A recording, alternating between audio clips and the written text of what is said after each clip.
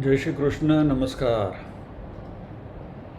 श्रीमद् भगवद गीता के अध्ययन की श्रृंखला में छठे अध्याय ध्यान योग आत्म संयम योग के विहंगावलोकन के आज के सत्र में सभी साध्यायियों का स्वागत एवं अभिवादन ओमकार के नाद के साथ प्रार्थना करेंगे।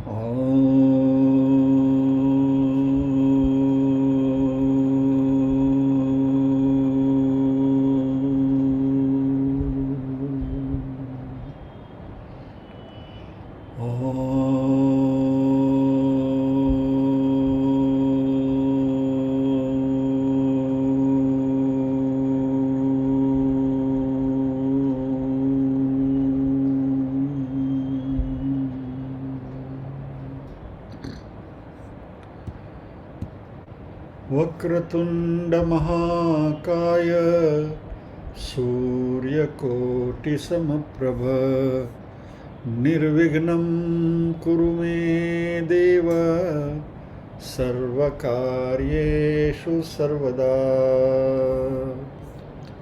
या कुन्देन्दुतुषारहारधवला या शुभ्रवस्त्रावृता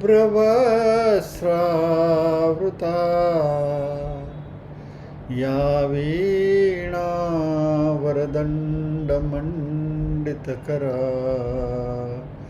या श्वेतपद्मासना या ब्रह्माच्युतशङ्करप्रभृतिभिः देवै सदा वन्दिता सा मां पातु सरस्वती भगवती निःशेषजाड्यापः।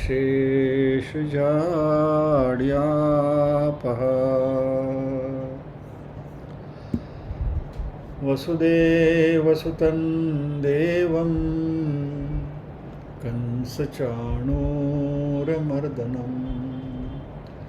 देवकी परमानन्दं कृष्णं वन्दे जगद्गुरुम्।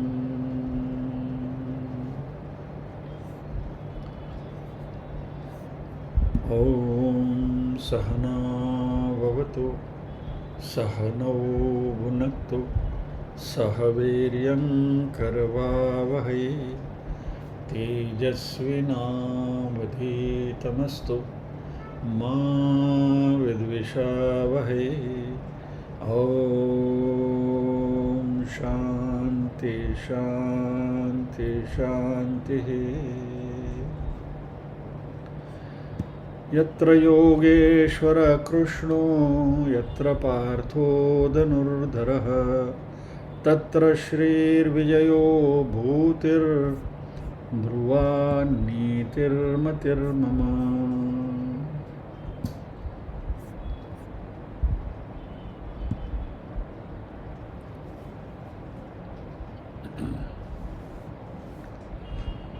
छठे अध्याय का विहंगावलोकन हम कर रहे हैं। पारायण की जरूरत नहीं है।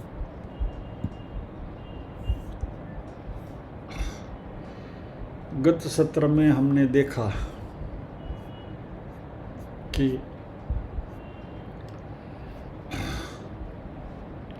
श्रवण मनन और निधिध्यासन।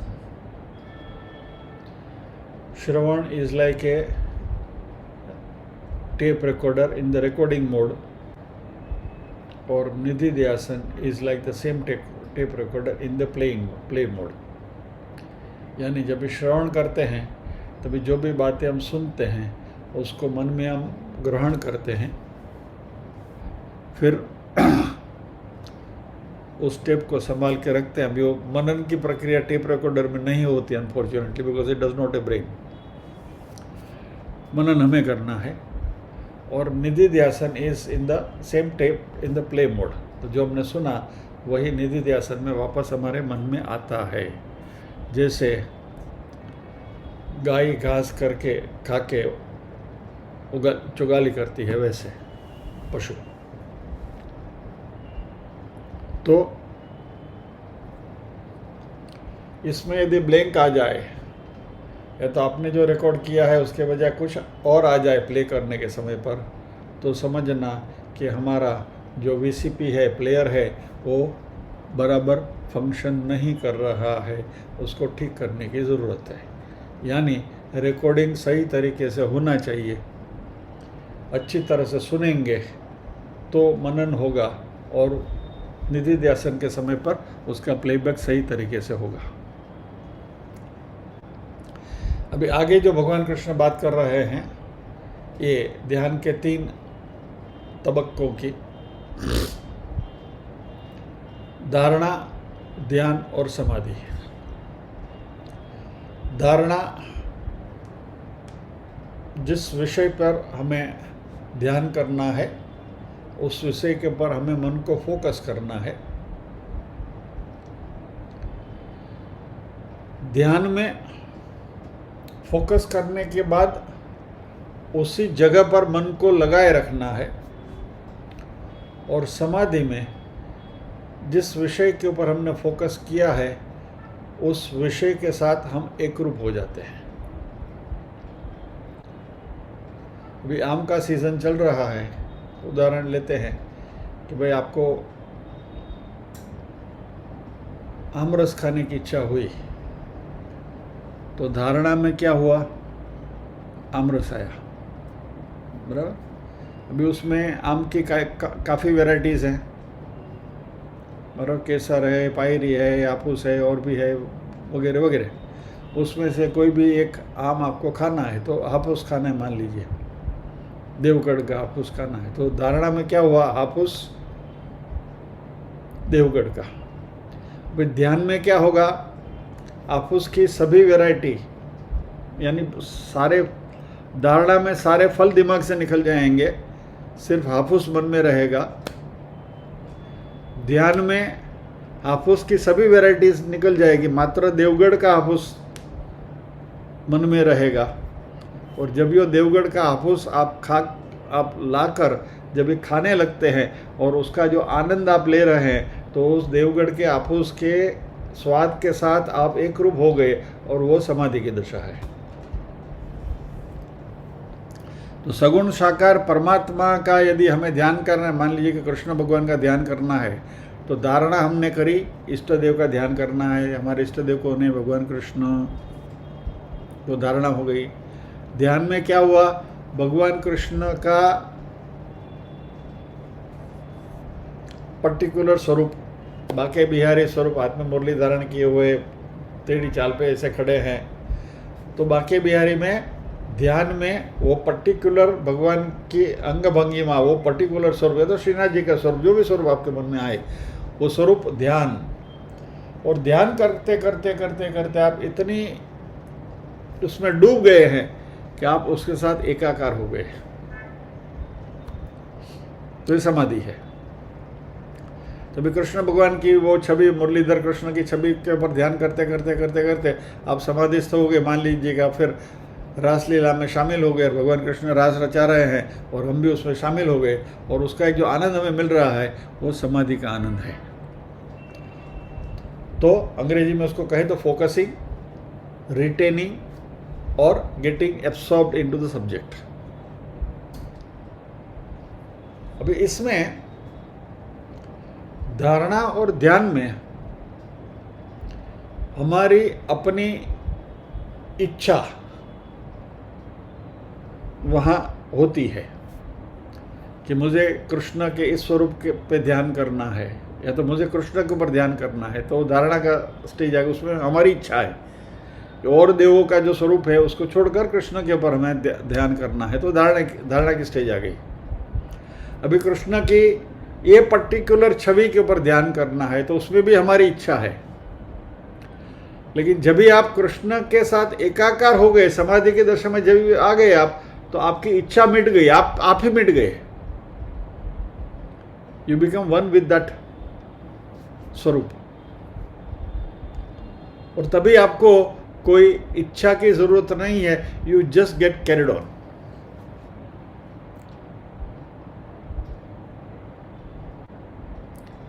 पहले मेरे सदनसीब थे और अभी मेरे बदनसीब कहूं तो भी चलेगा। एक फेज मेरे जीवन में ऐसा आया था, अभी वापस वो फेज क्यों नहीं आ रहा है मुझे पता नहीं है। लेकिन रात को जब भी मैं सोता था और सडनली ध्यान लग जाता था नींद में ही, और जैसे मैं स्वयं रासलीला में पार्टिसिपेट कर रहा हूँ ऐसी अनुभूति होती थी। और लिटरली मैं आम कहूँ ધ્રુસકે ધ્રુસકે રડતો તો ઓશીકું ભીનું થઈ જાય એ રીતે રડતો હતો। इतना इन्वॉल्वमेंट हो जाता था प्रभु के दर्शन करते हुए। वे पता नहीं प्रभु रूठ गए हैं या तो मेरे में कुछ मलिनता आ गई है, लेकिन वो स्वरूप अभी, वो आनंद अभी नहीं मिलता है। बहुत समय तक मुझे वो आनंद मिलता रहा। शायद तभी मेरी भौतिक परिस्थिति बहुत विकट थी, इसलिए शायद प्रभु मेरे साथ आकर खेलते होंगे, मुझे अपनी जगह पर बनाए रखने के लिए, so that I don't get come into depression वगैरह, जो भी उनकी कृपा थी शायद, मैं तो ऐसा मानता हूँ। अभी उनको लगता है कि अभी बंदा ज्ञान मार्ग पे चल रहा है, चलने दो उसको, बहुत हो गया। I don't know, I am just thinking wild. लेकिन कहने का तात्पर्य ये है, धारणा, ध्यान, समाधि, इष्ट देव का ध्यान करना है, धारणा, इष्ट देव का पर्टिकुलर स्वरूप पे ध्यान करना है, वो ध्यान, और उस स्वरूप के साथ एकाकार हो जाना, वो समाधि। कोई अच्छी किताब आप पढ़ने बैठे तो आपने सोचा कि चलो आज ये किताब पढ़ेंगे, किताब लेकर बैठे तो धारणा। फिर उस किताब में पढ़ते पढ़ते आप एकाग्र हो गए तो ध्यान हो गया। और फिर मान लीजिए कोई नोवेल आप पढ़ रहे हैं, फिक्शन आप पढ़ रहे हैं, तो उस किताब के जो कैरेक्टर हैं, उन कैरेक्टर्स के साथ, उस किताब के जो पात्र हैं उसके साथ आप एकाकार हो गए, and you feel start in living that environment, तो समाधि हो गई। कोई अच्छी पिक्चर देखने के लिए जाते हैं तो पहले तय करके गए, धारणा कि भाई अब ये पिक्चर देखेंगे। फिर पिक्चर में बैठ गए तो पिक्चर के साथ अब एकाकार हो गए, ध्यान हो गया। और फिर पिक्चर में जो सीनरी चल रही था, जो कथानक चल रहा है, उसके साथ आप एकाकार हो गए, समाधि हो गई। तो धारणा, ध्यान और समाधि, इस 3 स्टेज की बात भगवान ने करी है। तो इसमें ये धारणा, ध्यान, समाधि में हमें कुछ नया नहीं सीखना है। ये पूरी तकनीक हमें मालूम है, हम अवगत है इस तकनीक से। मात्र वो जिस तकनीक से हम अवगत हैं, उस तकनीक को हमें यहाँ अध्यात्म में उसका इस्तेमाल करना है। टीवी के सीरियल हम देखते हैं, रोज बरोज देखते हैं, उसके साथ एकाकार हो जाते हैं। धारणा, ध्यान, समाधि सब कुछ उसमें चलता है। यानी टेक्निक हमें मालूम है कैसे करना है, मात्र उसको अभी हमें अध्यात्म के साथ जोड़ना है, क्योंकि अल्टीमेटली वही टेक्निक का उपयोग करके हमें आत्मा के साथ एकाकार होना है। ब्रह्म सत्यम जगन मिथ्या, अहम ब्रह्म एव न अपरः, मैं ही ब्रह्म हूँ और कोई नहीं। और इसके लिए भगवान कृष्ण ने उदाहरण भी दिया था कि हवा नहीं चल रही, स्थिर हवा है उस जगह पर, जैसे ज्योत स्थिर रहती है, उस स्थिर ज्योत की तरह हमारा ध्यान उस विषय पर स्थिर रहना चाहिए। Non flickering flame.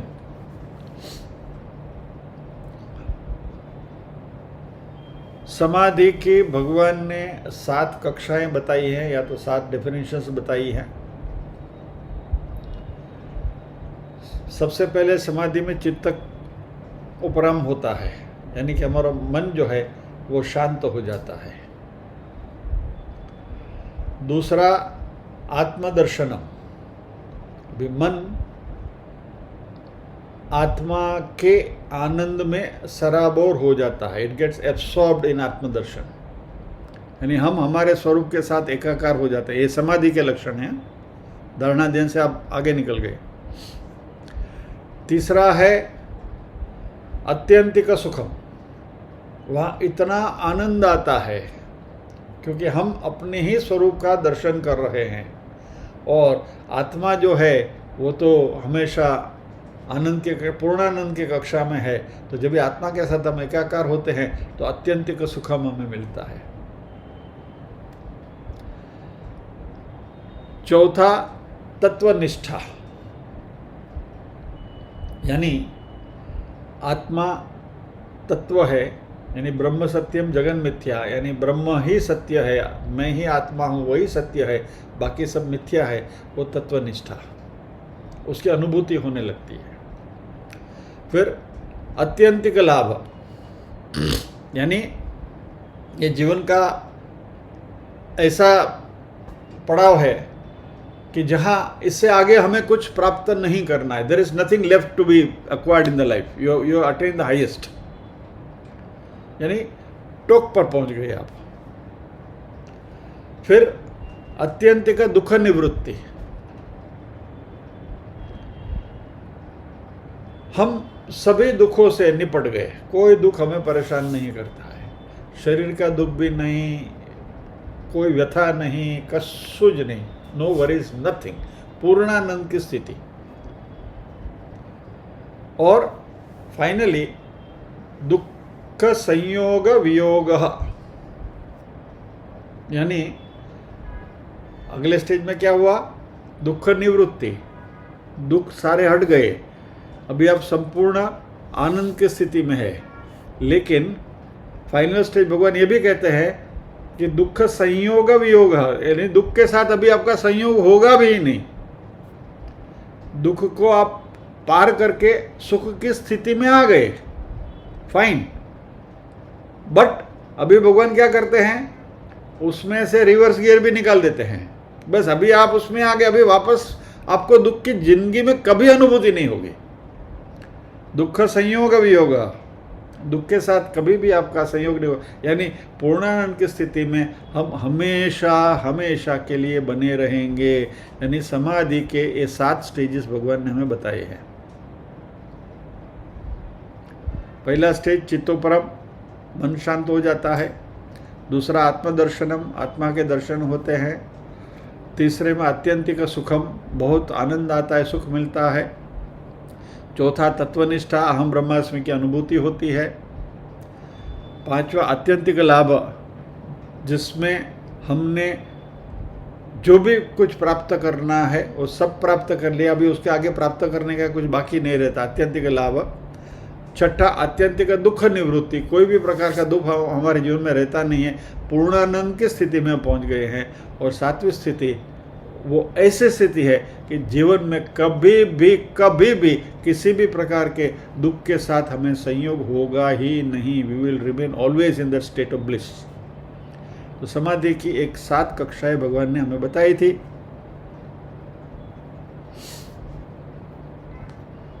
ये ध्यान की प्रक्रिया में ये बात आती है। इसके बाद भगवान ध्यान के फल की बात करते हैं। ध्यान के फल यानी ध्यान करने के फायदे, बेनिफिट ऑफ मेडिटेशन। इससे क्या होता है, हमारे पूरे व्यक्तित्व में निखार आता है, हमारा व्यक्तित्व पूरा बदल जाता है, विश्व की ओर देखने की हमारी दृष्टि बदल जाती है, जीवन के प्रसंगों की ओर देखने की भी हमारी दृष्टि बदल जाती है। The way we look at the world, the way we look at the events in the life, और हम अपनी ओर भी कैसे देखते हैं, अपनी ओर देखने की दृष्टि भी बदल जाती है। सब कुछ कंप्लीट ट्रांसफॉर्मेशन हो जाता है। जगत जैसा है वैसा ही रहता है, लेकिन जगत के प्रति देखने की हमारी जो दृष्टि है उसमें आमूल परिवर्तन आ जाता है। और इसका सबसे बड़ा फायदा ये है, सर्वत्र समदर्शनम, सभी जगह पर हमें समदर्शन होता है। समलोष्टाश्म कांचन, यानी राग द्वेष से संपूर्ण मुक्ति, यानी मेरा किसी में राग भी नहीं है, कहीं अटैचमेंट नहीं है, और मेरा किसी से द्वेष भी नहीं है। समदर्शनम, सर्वत्र समदर्शनम। जीवन में राग द्वेष होना, प्रेफरेंस होना, नहीं होना, इससे हम मुक्त हो जाएंगे। एग्जाम्पल के तौर पर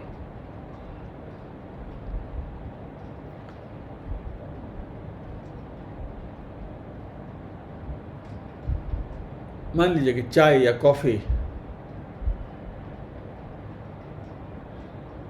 या तो मान लीजिए कि आपके सामने 2-3 पेय का विकल्प रखा हुआ है, चाय, कॉफ़ी, उकाड़ो, कोल्ड ड्रिंक वगैरह, तो आप कहेंगे कि भाई आई विल प्रेफर कॉफ़ी, मैं कॉफ़ी पीना पसंद करूँगा। अभी ये एक बात है, और दूसरा, मैं कॉफ़ी ही पीऊँगा, आई नीड कॉफ़ी।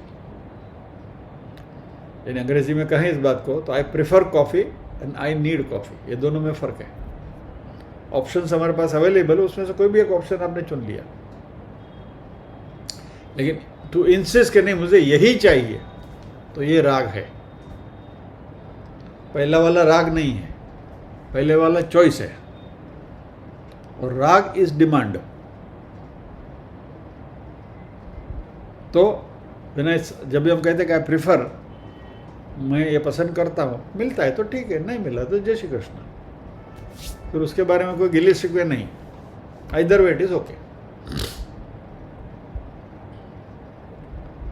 यानी यदि हम कहें, यदि हमें राग है कि आई नीड इट, ऐसा यदि हम कहें, मुझे चाहिए ऐसे कहेंगे, तो नहीं मिला तो फिर हम उद्विग्न हो जाते हैं, हमारा मन चंचल हो जाता है।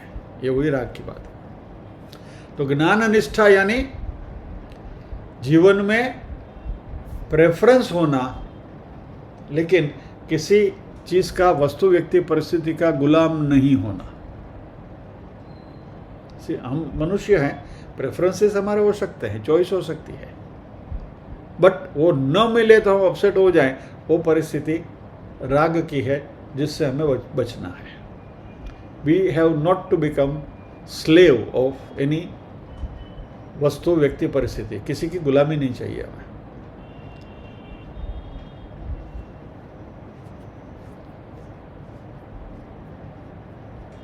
तो किसी भी प्रकार का अटैचमेंट कहीं भी नहीं चाहिए। तो ये राग द्वेष से मुक्ति होना, सर्वत्र समदर्शनम, ये सबसे बड़ा फायदा है।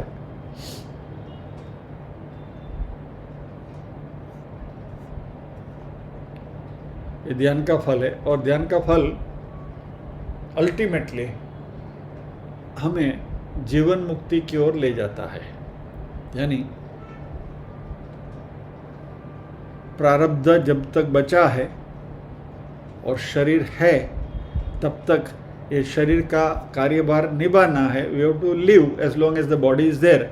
लेकिन अभी इस जगत में, इस जीवन में कुछ पाने के लिए बचा नहीं है। यानी कि I don't need anything to acquire. तो हम क्या करते हैं, हम अपूर्ण है इसलिए कुछ न कुछ पाने की कोशिश करते हैं, वस्तु, व्यक्ति, परिस्थिति, तीनों में से किसी न किसी के साथ संबंध जोड़ने की कोशिश में हम हमेशा लगे रहते हैं, क्योंकि हमारी अपूर्णता को हम पूर्ण करने के लिए, पूरी करने के लिए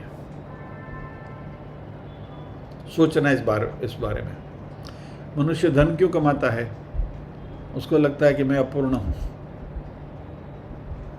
तो पैसा पैसा पैसा पैसा होता रहता है, और वो कभी पूर्ण होने वाला नहीं है। लेकिन जिस दिन आपके मन में ये भाव आ गया, अलम, बस, दिस फॉर नो फर्दर, इतना काफ़ी है, बहुत हो गया, फिर धन कमाने की लालसा निकल गई। You don't feel like craving for money. तो ये अपूर्णता जो हमारी है, ये अपूर्णता को पूर्ण करने के लिए फिर व्यक्तियों के साथ हम संबंध बनाते हैं, वस्तु के लिए तड़पते हैं, परिस्थितियों के लिए तड़पते हैं। ये सब कुछ अपूर्णता की निशानी है। मिले तो ठीक है, नहीं मिला तो फाइन। मान लीजिए गर्मी की सीजन है, कमरे में एसी लगा हुआ है, रिमोट से बटन चालू किया, एसी चालू हो गया, ठंडक हो गई, अच्छा है, fine, it's all right, that is preference. लेकिन बटन चालू किया और एसी चालू नहीं हुआ, और फिर यदि आप उबलने लगे, अभी कल ही तो सर्विस करवाया था, वो आदमी आया था, उसने ठीक करके नहीं गया, पैसा लेकर गया, लूट लिया, ये क्या, ब्ला ब्ला ब्ला ब्ला, गई बात खत्म। यानी preference is welcome, but getting attach to it is not needed. तो जीवन मुक्ति की ये दशा है कि भाई हम हमारे जीवन में किसी भी प्रकार के राग और द्वेष से मुक्त हो गए।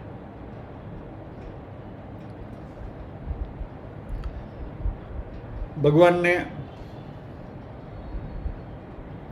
उसके बाद 33वें श्लोक से 36वें श्लोक में ध्यान में आने वाली रुकावटों के बारे में बात करी।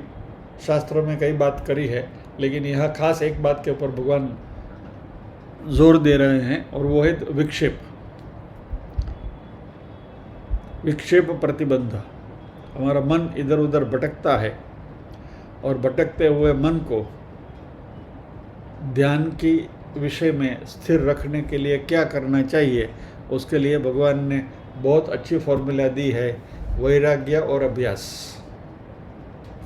इसके बारे में हमने बहुत लंबी चर्चा करी थी। अभ्यास यानी कि प्रैक्टिस, सर्वत्र समदर्शन देखने का अभ्यास करते रहना है। जब भी इसमें कोई भी शंका उत्पन्न हुई तो वापस शास्त्रों का आधार लेकर वो शंका को क्लियर करते हुए ये अभ्यास करते रहना है। और जैसे जैसे अभ्यास पक्का होता जाएगा, वैसे वैसे वैराग्य भी दृढ़भूत होता जाएगा। मान लीजिए कि हमने एक सूत्र लिया, ब्रह्म सत्यम जगत मिथ्या, ब्रह्म सत्य है, जगत मिथ्या है। अब इस सूत्र के ऊपर हम बार बार मनन कर रहे हैं, और कहीं भी हमें इसमें गड़बड़ लगी और जगत हमें सत्य दिखने लगा, नहीं है तो सब कुछ सामने दिख रहा है, ये क्या है, तो वापस शास्त्रों में जाओ और उसके बारे में और अभ्यास करो, मनन करो।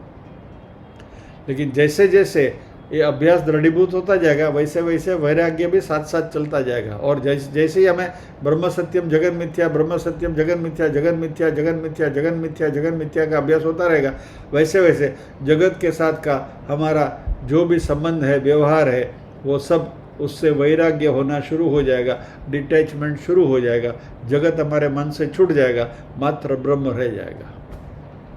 और ये जीवन मुक्ति की दशा है। तो वैराग्य, वैराग्य वापस वही बात है, राग द्वेष की जो गुलामी है उससे मुक्त होना। क्योंकि ये दो हमारे अध्यात्म की यात्रा में सबसे बड़े हमारे शत्रु हैं।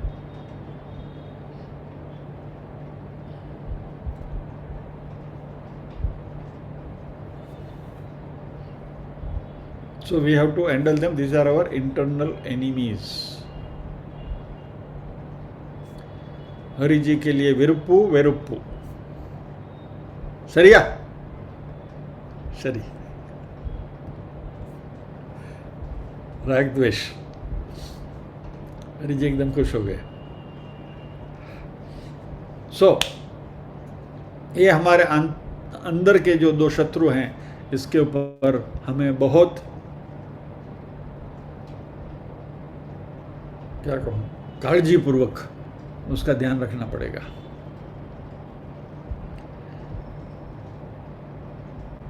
शास्त्र कहते हैं कि हमारा वैसे बाहर कोई दुश्मन है ही नहीं। जब भी हम हमारा रिमोट कंट्रोल दूसरे के हाथ में देते हैं, तभी वो दूसरा हमें डिस्टर्ब कर सकता है, और वो रिमोट कंट्रोल में ही राग और द्वेष प्रोग्राम किया वो रहता है। और उसका बार बार ये उदाहरण मैं आपको दे चुका हूँ।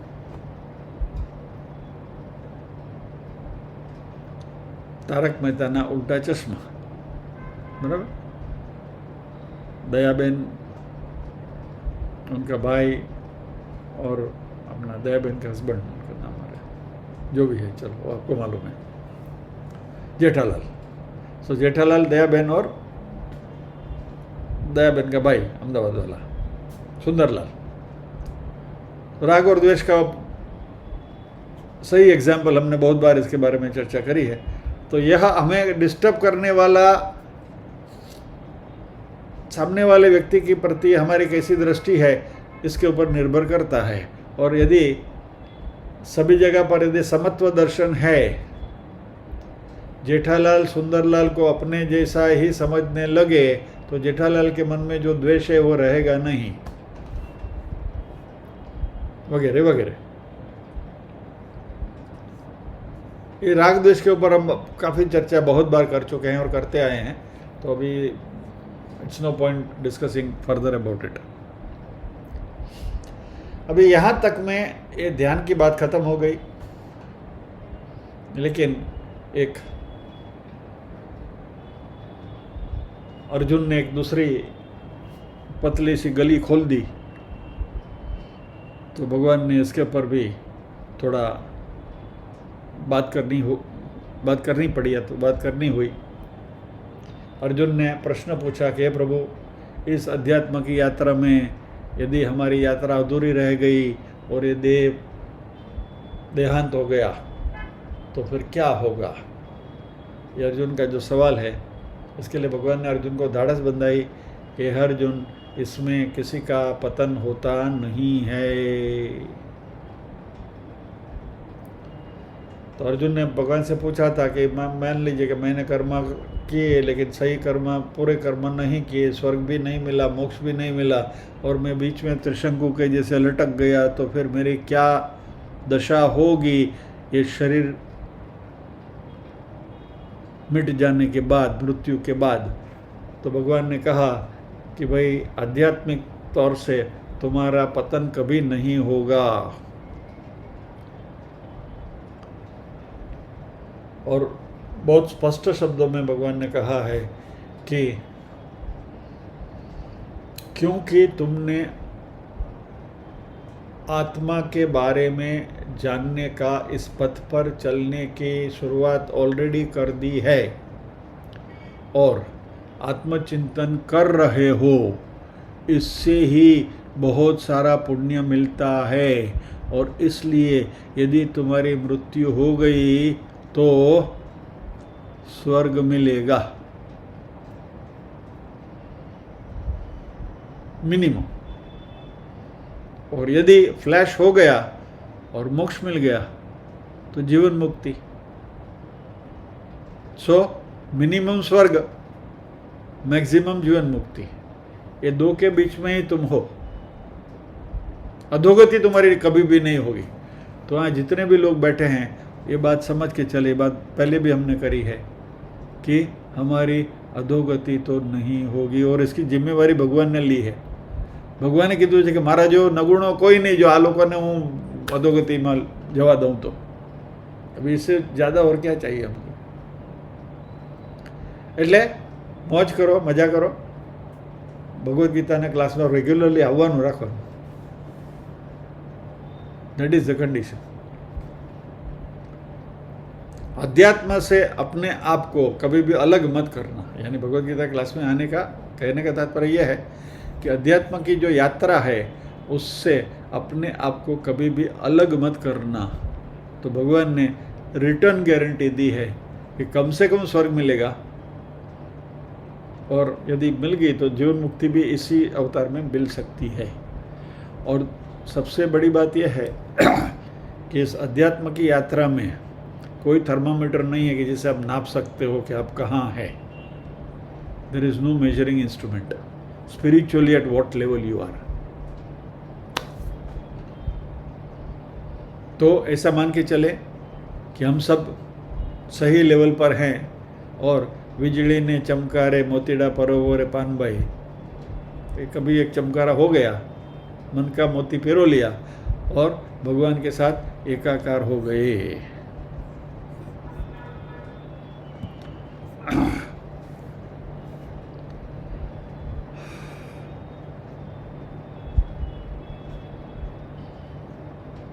और स्वर्ग में गए तो स्वर्ग में थोड़ा जितना भी पुण्य आपने अर्जित किया है वो पुण्य का जब एक क्षय होगा, क्षीण पुण्य मर्त्य लोके विशंति, वापस अब यहाँ आ जाओगे। और पृथ्वी पर जब आओगे तो दो दशा होगी आपकी, एक तो शुचिनाम श्रीमताम गेहे योगो भ्रष्टो भी जाए थे, यानी श्रीमंत घर में संस्कारी घर में आपका जन्म होगा, और दूसरा योगी नाम है, योगियों के घर में आपका जन्म आएगा। लेकिन दोनों जन्म आपको ऐसे मिलेंगे जिसमें आप जहाँ आपकी यात्रा रुकी थी वहीं से आप वापस आगे बढ़ सको, नॉट ओनली आगे बढ़ सकोगे, वेग के साथ आगे बढ़ सकोगे। You will be able to accelerate your journey when there is a rebirth.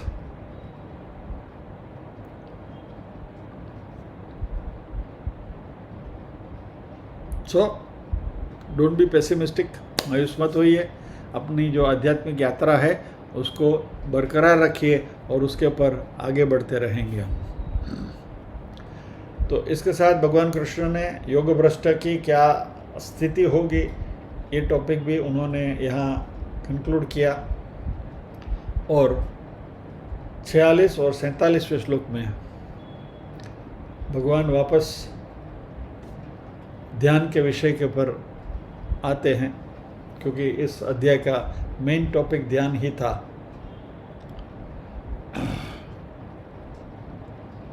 यहाँ भगवान ने योगियों के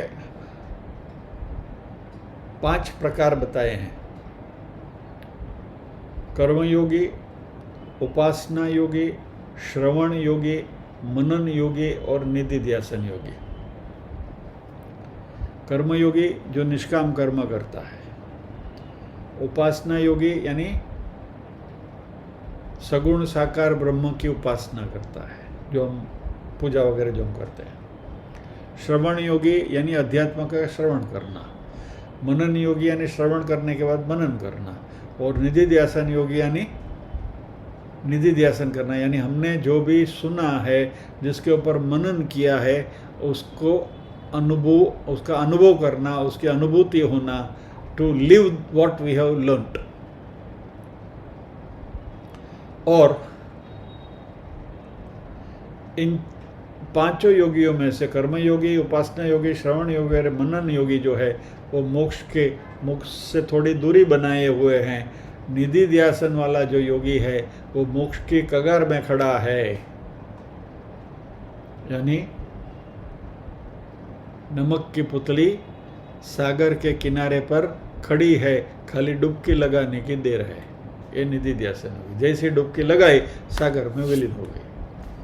सो we are at that stage. यदि आप निधिध्यासन योगी हम हैं तो हम उस लेवल पर हैं। ब्रह्म से बस हमारी जरा सी दूरी है, एक फ्लैश और ब्रह्म। तो ये सबसे ऊंची कक्षा है। और भगवान ने अर्जुन से कहा कि अर्जुन तुम श्रवण मनन करते रहो, ये वेदांतिक मेडिटेशन, आध्यात्मिक ध्यान जो है उसको बनाए रखो। तुम योगासन वगैरह न कर पाओ कोई प्रॉब्लम नहीं है, मात्र यानी पतंजलि का जो योग दर्शन है उसमें भी फाइनल स्टेज समाधि का है। लेकिन ये सब यदि आप न भी कर सको, करो तो अच्छा है, न भी कर सको तो शास्त्रों का श्रवण मनन और निधिध्यासन, इसके ऊपर यदि आप जोर दें और जो भी हम श्रवण करते हैं उसके ऊपर मनन करते रहें, और जब ध्यान करते हैं उस समय पर इसको आत्मसात करने की कोशिश करें, और अहम ब्रह्मास्मि की जो अनुभूति है वो जब पक्की हो जाती है तो जीवन मुक्ति मिलना बिल्कुल शक्य है। तो भगवान कृष्ण ने इस बात के साथ इस ध्यान योग की चर्चा को यहाँ उन्होंने विराम दिया। ये ध्यान योग या तो आत्मसंयम योग इस अध्याय का मुख्य विषय रहा। ओम तत्सत इति श्रीमद्भगवद्गीतासु उपनिषत्सु ब्रह्म विद्यायाम योगशास्त्रे श्री कृष्णार्जुन संवादे ध्यान योगो नाम षष्ठोध्यायः। श्री कृष्णार्पणमस्तु। जाते जाते एक छोटी सी कहानी आपको कह दूं।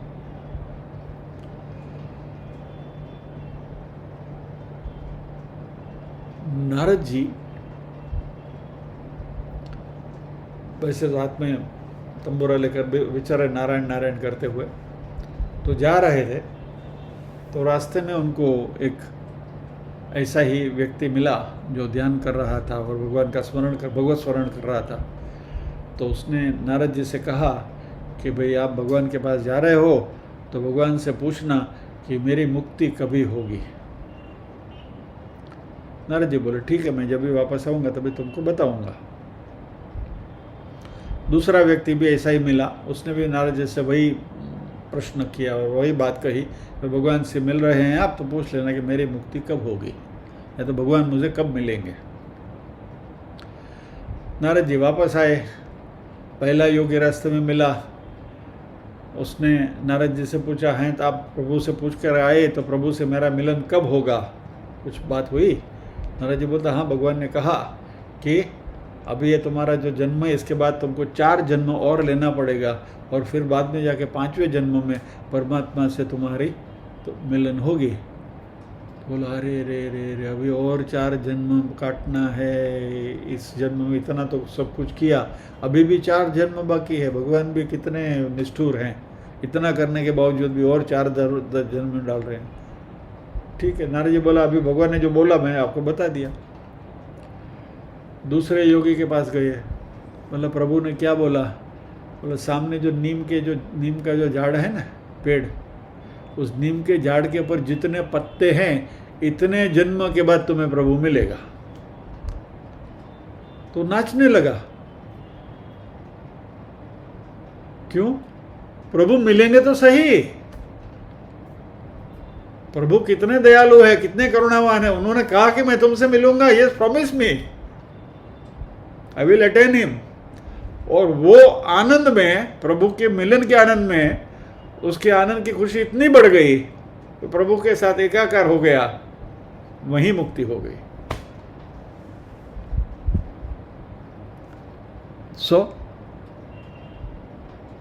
इति श्री मद्भगवद्गीता सुपनिषत्सु ब्रह्म विद्यायाम योगशास्त्रे श्री कृष्णार्जुन संवादे ध्यान योगो नाम षष्ठोध्यायः। श्री कृष्णार्पणमस्तु। जय श्री कृष्ण।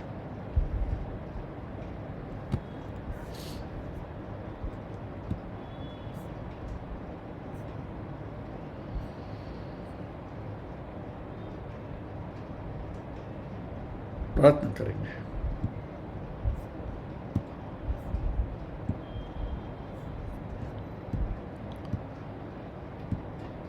ओम असतो मा सद्गमय तमसो मा ज्योतिर्गमय मृत्योर्मा अमृतंगमय।